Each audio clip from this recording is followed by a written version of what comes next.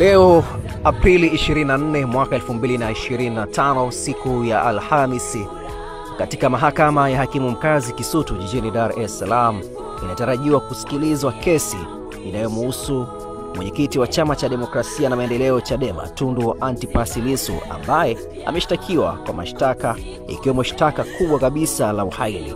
Sasa katika maeneo ya mahakama ya hakimu mkazi Kisutu, usalama umeimarishwa. Tunaona jeshi la polisi na vikosi vya ulinzi na usalama vikiwa vimetamalaki maeneo haya, na hii ni kutokana na yale ambayo pengine kamati ya ulinzi na usalama ikiongozwa na mwenyekiti wake ambaye ni mkuu wa mkoa wa Dar es Salaam walipotangaza ya kuwa hakuna ambaye ataruhusiwa kwenda kufanya fujo katika maeneo haya. Na hii ni kutokana na baadhi ya viongozi wa Chadema kuwahamasisha wanachama na Watanzania kuweza kujitokeza siku hii ya leo kwenda kusikiliza kesi hiyo ya mwenyekiti wao wa Chama cha Demokrasia na Maendeleo Chadema. Tazama hali ilivyo katika maeneo haya ya mahakama ya hakimu mkazi Kisutu jijini Dar es Salaam.